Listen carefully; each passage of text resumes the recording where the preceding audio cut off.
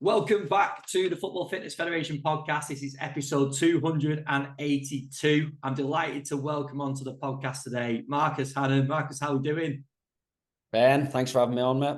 It's been a while, but we got there in the end. We did, and I really appreciate you giving up your time to come on because I know it's been a bit of a crazy period, which we're going to dive into in a little bit, but lots of success along the way as well. So it'd be great to get into what you've been doing recently and what's been going on. But we always start the podcast in the same place, and that's on you and your background. So can you just give us a little bit of a rundown on your career so far? Yep, no worries. So as you can probably tell from the accent, originally from Belfast, Northern Ireland. And yeah, I haven't lived there in a long time now. But I guess from a professional perspective, like most people working in sport nowadays, I went to university to get the knowledge. So I went to Oxford Brookes, did an undergraduate degree in nutrition and sports science there. And during there was probably my first exposure to professional sport. I used to go down once a week to Oxford United, who were in League Two at the time. Volunteered there, general sort of sports science roles, nutrition roles, whatever I could do to help out and gain experience. Did that. Following that, I then went to Liverpool John Moores University and did a master's in sport nutrition. So that was but at the time I did it, it was a new course. It was, I think, the second year it was running. So met some amazing people there, great place, great facilities, great institute. And I was very lucky during my time there to gain some great mentors, who are still mentors today. So after those, couple of years of my undergraduate, my master's, gaining, voluntary experience and internships and placements. My first paid job was then with Ulster Rugby, Ulster Academy. So I did a maternity cover there. So I did sport nutrition maternity cover. Short and sweet, but that was my first paid gig in sport. After that, I then went to Everton. So Everton was a 2016, that was. Interesting project. So it was the first full-time nutrition program that the club had. So I came in as a team of three. Myself, so I oversaw the academy side of things.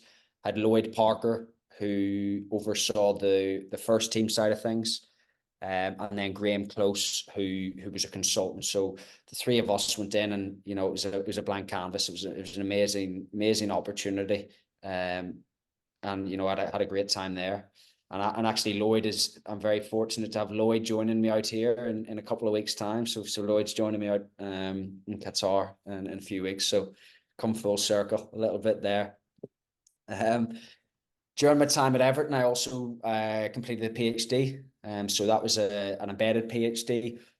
So whilst I did my day-to-day practice within the academy there and within the club, I also conducted my research, specifically looking at the energy requirements of academy footballers. So as they come into the academy pathway and as they progress up to senior level football, how do the nutritional and specifically the energy requirements change? So yeah, that was just over 3 years at Everton. I spent a year in rugby with Northampton Saints, rugby union team. And then I went to Aston Villa. So I was head of nutrition at Aston Villa for nearly 3 years. That was similar to Everton in the fact that it was the first full-time nutrition program that the club had. So I was predominantly a club-wide nutrition program. So we brought in academy nutritionists, Ruben Stables, and we made some big changes there within the club. And we really embedded nutrition into the performance department and part of the performance service there. And then in 2022, so September 2022, I moved to Qatar, moved to sunny Doha, where I'm currently lead performance nutritionist for Aspire Academy and also the Qatar Football Association. And as I mentioned, Lloyd's coming out. That role is overseeing the Aspire side of things and Qatar Football Association, but that role is going to be split now when Lloyd comes out. So Lloyd will oversee the academy, which is the national academy feeder into the national teams, and I'll oversee the the Qatar FA nutrition pathway and first team. So yeah, that's sort of a whistle stop tour of me and my journey to where I am today. Awesome, mate. And fresh off the back of an Asian Cup victory as well. Yes. So we won the Asian Cup back there about a month ago now. So we won it back to back. So the Asian Cup, you know, I think we were fifth going into the competition, ranked fifth. Japan were heavy favourites. Had come off a good run over the last sort of 12, 18 months, but yeah, managed to beat Jordan in the final, and win it back to back. So yeah, quite amazing when you think of the pool of players in Qatar. The pool of professional players is about 250 professional players within Qatar. About a third of them are overseas players. So you know, when you look at it in the grand scheme of things, it's quite an achievement. Yeah. Definitely. Yeah, no, it's massive. You've referenced there a few times about the different programs, and you said about the blank canvas going into certain clubs. Can you give a little bit of a breakdown what nutrition looks like overall at the minute in terms of the roles available? Because you speak to some practitioners at clubs and they might have a consultant nutritionist that comes into the club on a few days a week. You speak to others that have got full time. They might have a team of nutritionists. It seems to be quite sort of spread out and sporadic in terms of the opportunity. So what's your view on that, and what would you say the current state of play is? Yeah, it's an interesting question, Ben, and I suppose nutrition's a young discipline. Of all the sort of sports science and performance disciplines, it's one of the newer disciplines. When I started, you know, say 10 years ago, full-time nutrition. Let's speak about football here. Full-time nutrition roles within football. Oh, I'm not sure there were too many at all. Yeah. You know, it was 10 years ago. As I said, when we started at Everton, 2016, we were the first sort of full-time program there at Villa, that first full-time program. I think if you look at it now, if we look at the first team level, first team end of things, you look at clubs like Tottenham, who now have 3 full-time practitioners working with the first team, you know. So I think within the Premier League, that's the most, and I think that's amazing. Personally, you know, when you think about nutrition's something that happens all the time. You know, 24 hours, 7 days a week, 52 weeks a year. It's not like training where, you know, you train 4 or 5 days a week. You know, your nutrition's always happening. You know, we want players to eat 4 to 6 times a day. They're drinking all that's, you know, many more than that. So it's always happening. So if you really want to get down into the detail, you need people and you need coaches, nutrition practitioners and coaches to educate these athletes to really get down to that high level of detail. I think I'm not sure within the Premier League now. I think most clubs have a full-time practitioner, so I'm almost certain. If you then look at the academy side of things, and the academy is, you know, as you would expect, lags behind first team, you know, just because of the resource and funding available. We published a survey there a couple of years ago, led by Dan Carney, and that looked at, it was an audit really of nutrition provision within clubs across the different categories. So as you would expect, category 1 academies have a lot more service provision and nutrition support compared to category 2, 3, 4. But then if you look even within, irrespective of categories, I think if you look at the provision, a lot of it's top heavy. So PDP phase, you know, under 18s, under 21s is where most of the support will lie.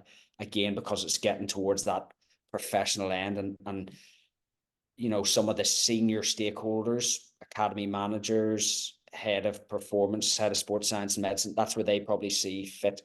Whereas, you know, some of the research we've done over the last 6, 7, 8 years, we would argue that you need that nutrition support all the way down the academy. You know, if you think about the nutritional, you know, the growth and maturation that's occurring, the physical development, the high energy requirements, the busy schedules that they have, you know, schooling schedules, traveling schedules, training schedules. You know, if you look at the training of academy footballers from a volume perspective, they're often doing more than first team players. You know, it's not uncommon to see academy players do 35, even 40K weeks, you know, from a load perspective. So That's probably, I don't know if that's given you an answer, but I think it's certainly moved on in 10 years. And I think in another 10 years, it will be, you know, it'll move on again. I think people are really starting to see the value in it, you know, not only at first team level, but at academy level too. 100%. No, I really like the fact that you brought that up, because I think the other things you're sort of battling against at academy in those younger age groups is just general society and understanding of nutrition as well, isn't it? And a lot of that will filter from parents too. Yeah. But then the other side of like academy is the build up of like habits, isn't it? Throughout those younger age groups. If they're gonna build up something through the younger age groups into an under 18s, and they've built some positive habits along the way, surely working with that under 18 at that time is going to be a little bit easier than just getting someone that's fresh, that's not really done any of it before. Without a doubt. You've touched on a couple of points there, Ben. The first one was the parents, the influence of parents. And again, if you think about it at 11, 12, 13, 14-year-old kid, it's the parents that are doing the shopping, the parents that are doing the cooking, deciding what's the kids having. So, you know, they're really as important to influence and educate as much as the player at those younger ages.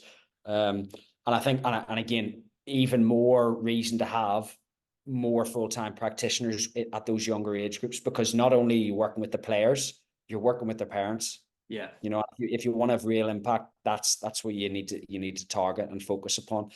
And then I guess, as you said, secondly, if you get that right, you know, the person at the top, if somebody's been through, you know, from 12 years of age through a nutrition program, you know, 12s, 13s, 14s, if it's done in the right way, if they've been educated in the right manner, if they've, you know, developed the right habits, the first team nutritionist at the club, it's minimal, minimal intervention there. Yeah. And I suppose the other thing at that first team level is then they've got more resource, isn't it? That you see players having chefs, and because they've got that more sort of financial backing behind them, whereas at those younger age groups they haven't. Absolutely. Of course, there's more resource at the top end, yes. But again, if you think of it from a practitioner perspective, a practitioner within the academy might be looking after 100 plus players, 100, 120 players. So the level of detail you can get down to is difficult to get to real levels of detail. If someone's working with just a first team on a full-time basis, say 25, 30 players in a squad, you know, you can get down into some real high level detail. You know, for real specific things, match day -1, pre-match meals, in-game, you know, recovery, hydration strategies. So, you know, rehab, injury, you can get down into nice detail there, but to do that for 120 players is difficult. Yeah. It's challenging. Yeah, 100%. I thought it'd be really good to get your insight into some of the cultural differences from some of the players that you've worked with. So you mentioned some of the teams that you've been at over in the UK, but also with your current role now. So how has culture influenced your practice, like your understanding, the flexibility that you've maybe needed to develop within your practice? Can you give a little rundown of that? Yeah, it's you know, football or professional football now is, I think when I was at Villa, I think there was at one stage 14 nationalities in the squad. Yeah. You know, so you've got players from, you know, all corners of the world, South American players, African player, you know, from all over. Moving here, there's, you know, Qatar is an interesting place. It's, you know, it's in the Middle East. It's a population of 3 million people, but there's only 300,000 Qataris. So most of the population here are expats. Yeah. You know, you've got a lot of people from the Middle East, a lot of people from Asia, North Africa, European. So it's a melting pot of culture, and you know, makes it a really diverse place. So I think from a practice point of view, you understand, you know, I think the more cultures and things you're exposed to, you understand, you know. I think we're going to come on to Ramadan, you know, for example, you know, Qatar is a predominantly Muslim country, like most of the Middle East. So, you know, at the minute, we're now on the 3rd day of Ramadan. So again, that has significant implications for, say, nutrition during this period of time. Of course, you know, anywhere you go in the world, there's certain cultural habits, practices, foods, traditions, here that, the Qataris love karak, which is a very, very, very sweet tea. I think it's personally disgusting, but they'll drink a lot of karak. Dates, there's certain salads, hummus, baba ganoush, fattoush, tabbouleh, certain. So I think understanding the different foods and sort of traditions and cultural habits is important. And I guess I suppose like the UK, a lot of social gatherings are done around food and drink, but in Qatar and the Middle East, there's a big focus on social gatherings, family gatherings, wide family gatherings, so extended family, and a lot of that revolves around food. Yeah. So Friday morning is Friday's the real religious day, a prayer day. So they have Friday morning prayers, and after that, the large extended families will typically get together and have massive feasts. Interesting to see, but a nightmare from a nutrition perspective.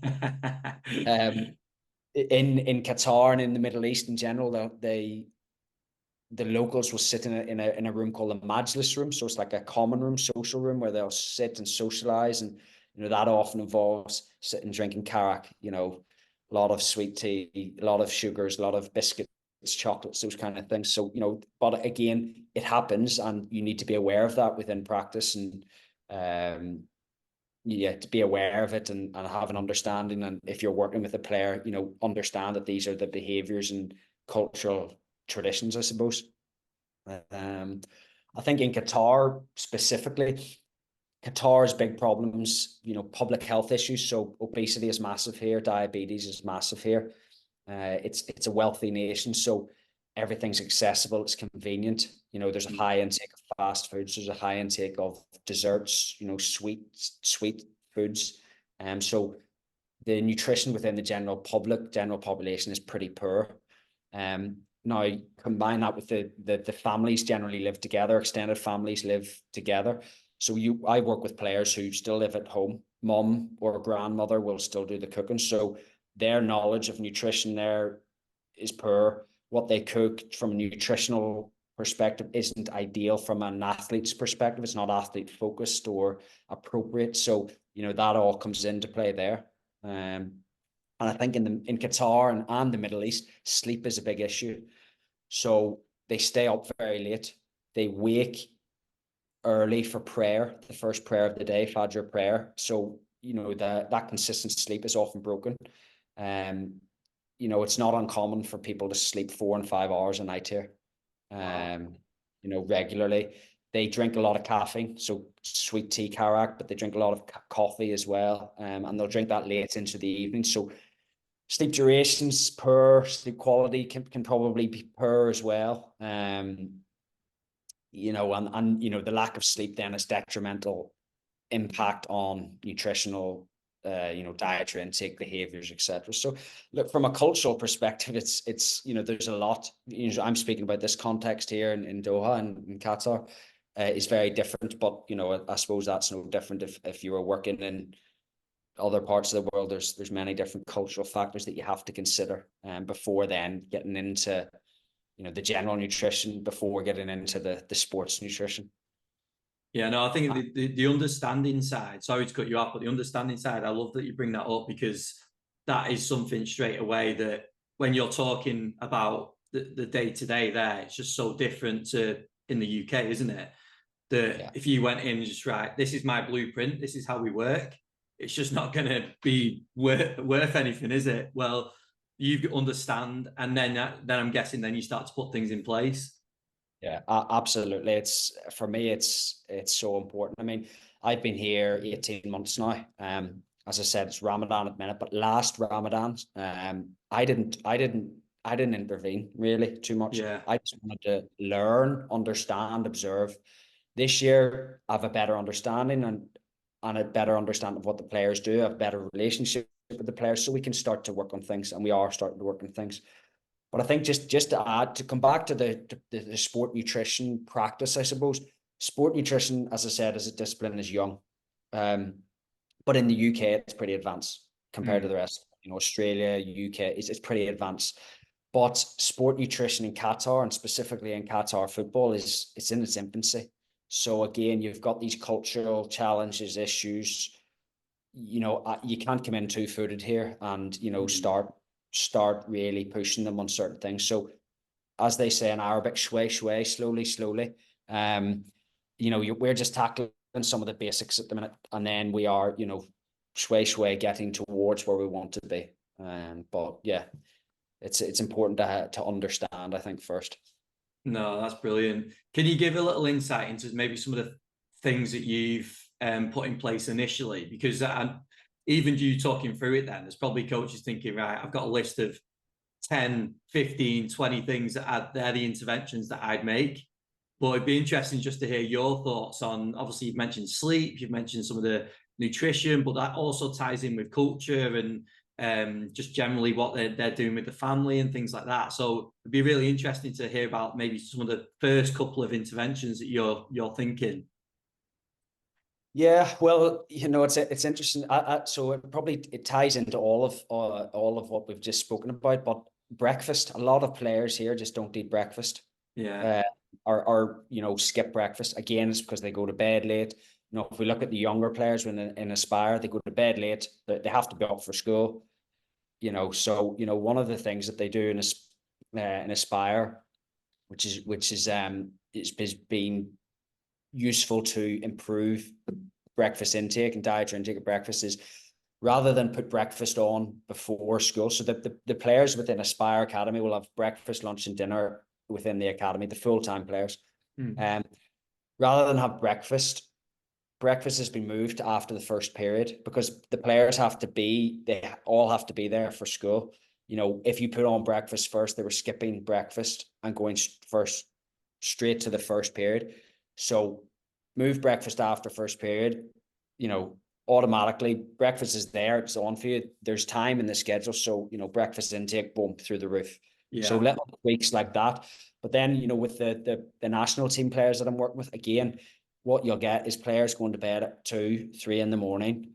Your breakfast is on from, I don't know, until 10, and then missing that. So again, it's just real basic education around and coaching around, this is the importance of breakfast, why it's important, you know, and, you know, specific days, you know, okay, let's start with match day -1 or match day. You can't miss breakfast this day. If you're going to miss it, these are the better days, you know. So a slowly approach.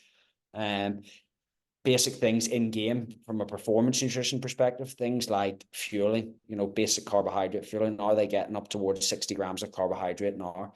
At the start, they weren't. So again, we've gone into more detail around, you know, fueling, match day -1, match day fueling, hydration. Hydration is something that was horrendous here when I come out, you know, just basic hydration testing. 95% of the players failing that. Wow. You know, we're now in a lot better place there. But so, you know, it's basic stuff, but important from a nutrition perspective. But for you in that position as a practitioner, I know Lloyd coming out as well, that must be exciting in terms of you've got such impact that you can make. And like you said, it's going to be done over time. Well, you must look at that and think, like, this is something that in a few years' time, it could be a completely different program having such a big impact. Yeah. Yeah. I mean, it's I mean, that was one of the attractions of coming here. Qatar football is unique, I suppose. You've got Aspire Academy, which is the feeder academy to the national teams, and then you've got the Qatar Stars League. But nutrition's in its infancy here. So, you know, when I come out, there was 2 of us. When Lloyd comes out, there'll be 5 of us. And, you know, we're hoping to get more practitioners within the clubs, within the Stars League. So, you know, if we set it up right, you know, over the next 5, 6 years, the kids that are coming through Aspire hopefully have a good understanding of good dietary habits, behaviors to when they get to the national team. And, you know, resource is not an issue out here. So from a staffing point of view, is amazing. We've got good ratio of staff to players, and we've got all possibilities. You know, we're redoing the canteen at the minute within Aspire, so that's a big project. We're looking at integrating certain technologies into that. So you know, it's a fantastic opportunity to really develop something good. Yeah, brilliant. You mentioned before about Ramadan. Can you just, before you go into how that impacts your role and the work with players and the changes that are made within scheduling, just give us a little rundown in terms of Ramadan and what that actually involves, just for people that don't understand? Yeah. Okay. So Ramadan it's a month. So Islam as a religion has 5 core pillars. So one of which is fasting for the month of Ramadan. So all Muslims have to fast for the full month. Now there are certain exceptions. If you're ill, you have certain disease like diabetes, if you're pregnant, breastfeeding. From an athlete, if you travel outside of your home country, you don't have to fast, but you have to make up the days later. So anyway, Ramadan is a month. It's a 30-day period of fasting from Fajr prayer, which is about 1 hour before sunrise, until sunset. So no eating, drinking, no chewing gum, no smoking, so nothing in the mouth, no sexual activity. So it's a real religious month for all Muslims, and they take it very seriously. Is a month that they consider good deeds are multiplied, when it comes to their final day, when Allah judges them. So it's a special, very special occasion for them. It's a time of celebration. It's a real time of celebration and deep-rooted cultural practices, traditional cultural practices. So from a nutrition perspective, that can be challenging, and we'll come on to that. So as I said, it's a 30-day period. It's the month of Ramadan, which is the 9th month of the lunar calendar. So the 9th month of the Islamic calendar. So that's different to the Gregorian calendar. So the lunar calendar goes on the moons. The Gregorian calendar is, January to December. So it moves forward every year by around 10 or 11 days. Yeah.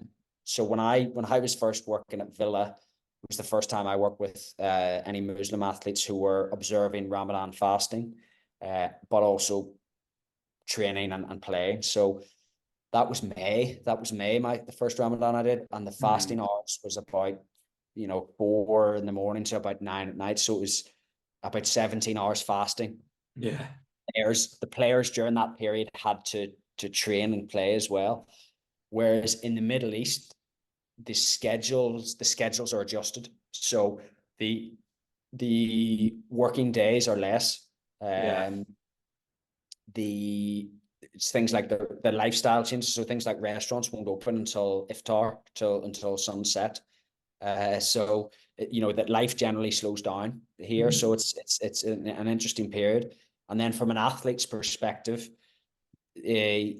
for me, it's a lot easier than for athletes here and players here than compared to, say, the UK, for example. Back in the summer, that they would have to, because what will happen is here is players will have their iftar, so they will break their fast at sunset. They will have iftar. They will generally have a couple of hours, and then they will train and play.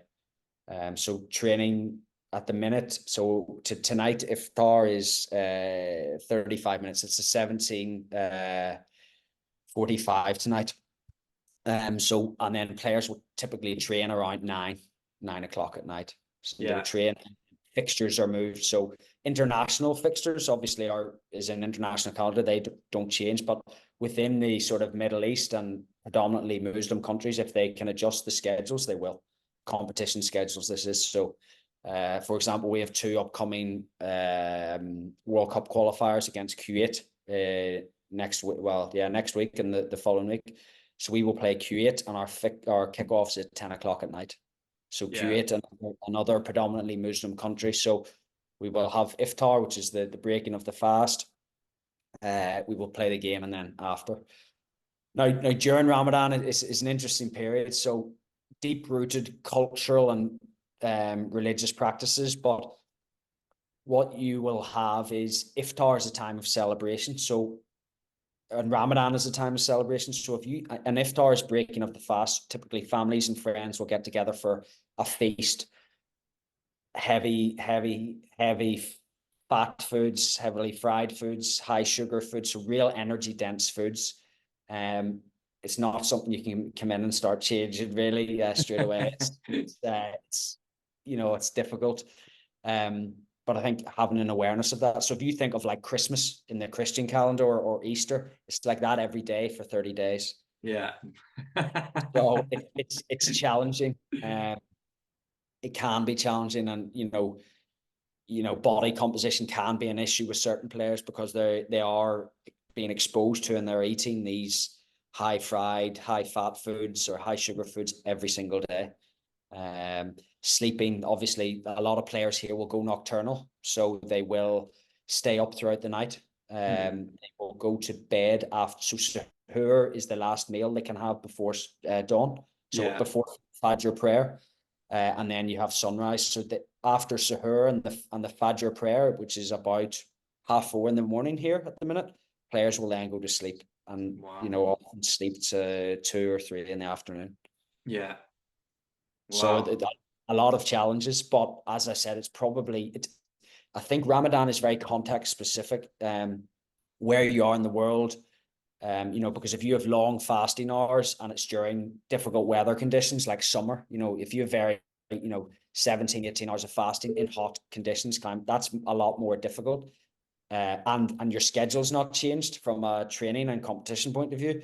That's a lot more difficult than, say, a winter Ramadan in the Middle East, where the schedules change, the competition schedules changed. It's very, very different. Yeah, no, it's incredible. I'm really interested and intrigued about, obviously, there's the changes over in Qatar in terms of how the scheduling changes and everything about that.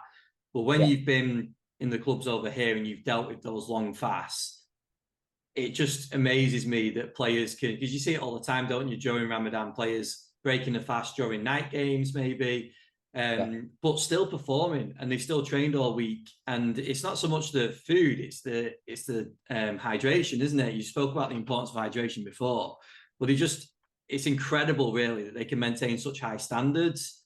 So how do they do it? Look, it is fascinating. It was actually, I was speaking to someone the other day, and I think Liverpool in the 2019 Champions League final, you had Mane and Salah both fasting. That final was during Ramadan. So and I think part of that match was during the fasting. So I think they broke their fast. They had their iftar during that final. Look, I think I'm actually fasting at the minute. It's last year I didn't do it. I've decided to do it this year just to understand better. The fasting for me, from a food perspective, I've had no hunger. I've been absolutely fine from a food perspective. But the first day, my mouth was like Gandhi's flip-flop. I was so thirsty. Yeah. Yesterday wasn't as bad, and today's not as bad again. But it's the thirst. I think when you look at, from a performance, let's look at football match play performance. We know that carbohydrates the main fuel, so they have opportunity to eat. Probably, they have about an 8-hour window to eat, so they do have opportunity to, let's say, carbohydrate load the day before game. They have that opportunity. And now once that muscle is full with glycogen, muscle glycogen, that's full until that glycogen is used during high intensity exercise. It's not going anywhere. So from a muscle glycogen perspective, it's full. I guess from a liver glycogen, that will deplete as time goes on, and as they sleep and as they fast, that will deplete. So that, from a nutrition perspective, that's something you want to try to top up when they're breaking their fast. If the breaking of the fast is before kickoff, or if the breaking of the fast is during a match, you're just looking for real fast release sugars, so sports drinks, gels, those kind of things. And then the hydration is another one. You obviously lose water naturally at rest, but then to do that and then to train to not drink it, so players do become quite dehydrated during fasting hours, I would say.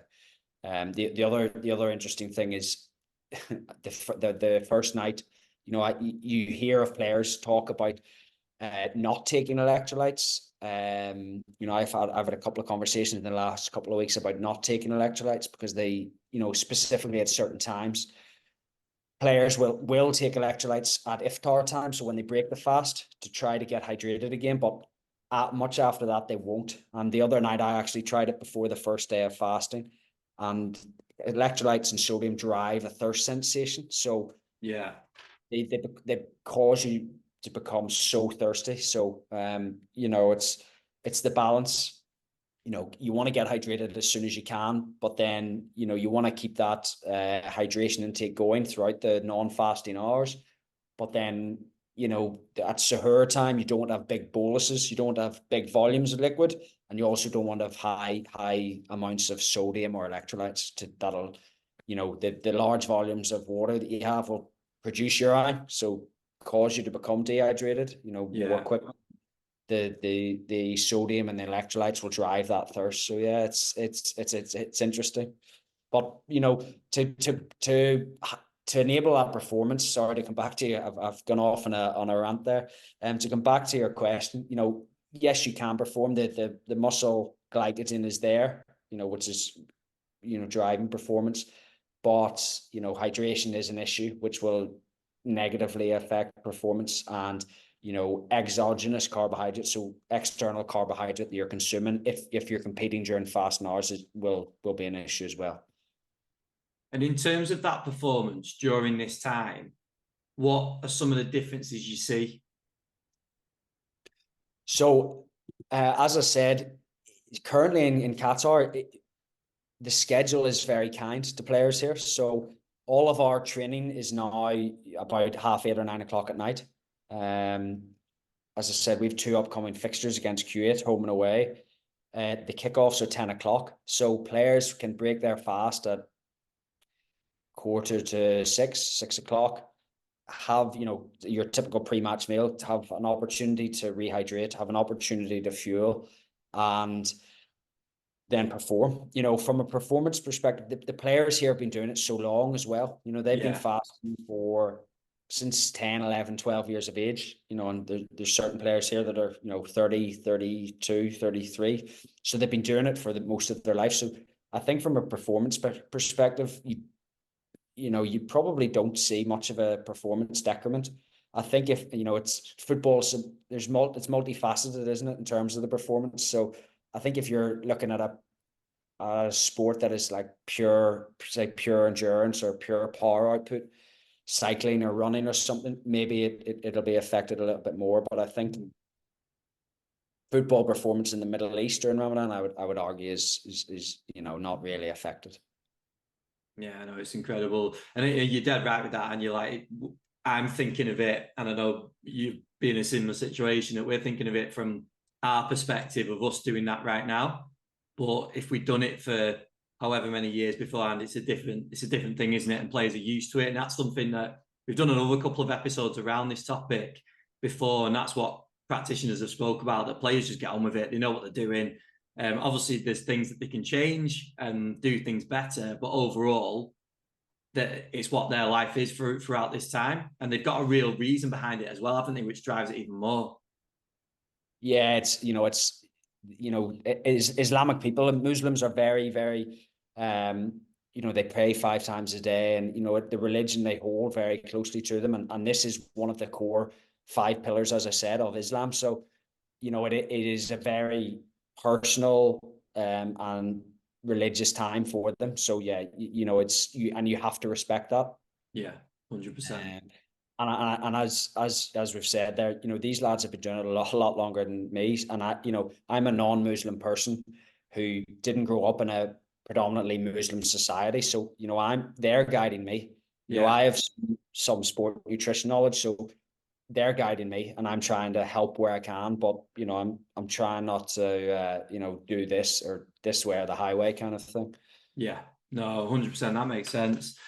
I wanted to touch on as well your experiences within the national team or the country, working with a national team and having these fixtures that come around whenever it is. They're spread out a little bit more. Your contact with players will probably be a little bit less compared to the day-to-day club, and how that looks, and whether your approach changes, or is it just manipulated a little bit in terms of the time?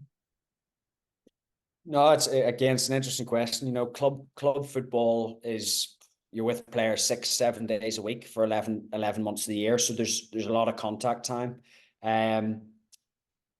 International football's peaks and troughs. You know, you've September, October, November, March, June, international FIFA windows, plus your major competitions. So for example, for the Asian Cup there, we had a couple of weeks preparation and then we had the competition. So we were together for 8 weeks. So big block of time. Yeah. But I guess Qatar football is unique in the fact that all the national team players play in the league here, the Qatar Stars League. So every player, now the league, Qatar's a tiny country. Qatar's really only Doha as a city. So the league is based in a city. So the furthest you have to travel for a game is 1 hour. You know, all the players live in Doha. So the players at these clubs, most of these clubs don't have nutritionists. There's a couple of clubs that do have nutritionists within the league. So, you know, if I want to see a player, I can call them into the national team headquarters at Aspire. So I get access to players here a lot more compared to, say, in England, where you have to travel up to Newcastle or down to Southampton to see a player. So actually the contact time's a lot more compared to the most international. So I can structure that like a club in terms of what I want to do with the players, and if I want to see them regularly, I can. But obviously you have those dense, condensed periods where you're with them, you know, 24 hours a day for weeks on end. Yeah, no, definitely. I suppose the thing is with that is if the football in Qatar keeps progressing the way it is, you've got potential that players are going to start going around the world, aren't they, into the different leagues, and then obviously that becomes more of a challenge then, doesn't it? Yeah, absolutely, and that's the biggest challenge. You know, there is players within the current national team setup that have played in Accra, played in Spain, I think in Villarreal. There's players that have played in the European leagues. Yeah. One of the things is they get paid to pay for the national team as well as the club contract, so it makes it attractive for them now. But yeah, I think that is a challenge. When you know, if you're an international practitioner, nutritionist working with club players, I think it's the biggest thing is for me keeping the continuity. You know, doing what you can when you're with them, but also keeping continuity. And I think that comes down to the relationships with the club's practitioners and your relationships with the players, and understanding what they've been working on and trying to continue that when they come into camps and competitions, and you just being able to facilitate that, and then adding value where you think you can. Yeah, brilliant. Marcus, I want to sort of wrap us up and tie this end of the podcast in with a previous podcast, which we did with Phil Learney. It was all around night games. We talked about caffeine, we spoke about sleep, we spoke about light exposure.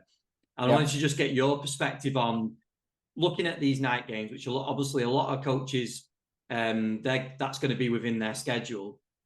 Preparing players, what are some of the key considerations we need to make on a nutrition standpoint for fueling players the right way, both pre-game but also post or the next day?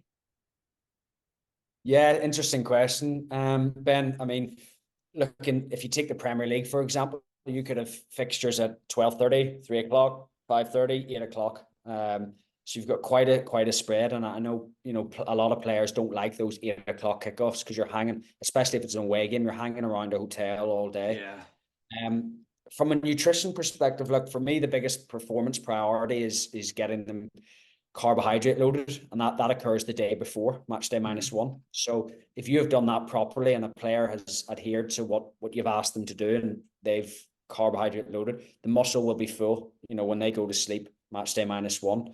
So actually, from a nutrition perspective, all you're trying to do is top up liver glycogen on match day, and make sure that they're hydrated going into the game. And then, you know, you can use supplements, you know, prior to kick off, things like caffeine, you know, might be beneficial as well. If we let's take an 8 o'clock or even a 10 o'clock example, as you know, we have in, you know, next week, you know, the focus on the fueling the day before, we will do that. To top up liver glycogen, we use things like fruits and fruit juices and smoothies. You know, a lot of players don't want to feel heavy. So often, you know, on an 8 o'clock game, there's potential that they could have a breakfast, a lunch, a pre-match meal. They can feel heavy. and they mightn't actually need all that food, you know, to perform optimally. So I think it's working with players. I think it's important to understand how, you know, their thoughts and get feedback from them on, you know, feelings of fullness and lethargy. You know, I know a lot of players in those late games like to sleep and have naps. Yeah. Which may or may not be beneficial. You know, may or may not be beneficial to get them out, you know, into some light earlier in the day as well. So, you know, they're all things that I work on. So individualized plan, making sure they're not doing too much and eating too much. They're having the right things, but and making sure they're hydrated. We always do hydration testing on match day. That's something that we always do. And I hear it's funny actually, in the UK there's a big focus on a big heavy pre-match meal, you know, irrespective of time, whereas that's not a big focus here, and it made me think a little bit more around match day and what players do and what do they actually need. But I think if you've done your job the day before, it makes the pre-match meal not saying not as important, but there's less focus on it. Yeah. You don't have to put in as much. I think then if you know, let's take caffeine as I mentioned then. So you might have players taking relatively high doses of caffeine before, say, an 8 o'clock kickoff. That we know that players' sleep's impaired anyway after a game, with the adrenaline and everything that's going on. That can be amplified with then caffeine. So, you know, it's not uncommon for players after an 8 o'clock kickoff to be still awake at 3, 4 in the morning. It's not uncommon at all. So I think, you know, in that acute period after those couple of hours after, you know, it depends when your next fixture is, but depending on how aggressive you need to be from a nutrition perspective. You know, obviously a lot of players will have in, you know, the 30 to 60 minutes that recovery shake, carb, protein, recovery shake. Will then want them to eat a meal after that as well, you know, a high carbohydrate, high protein meal, you know, within the hour or two after the match finishes.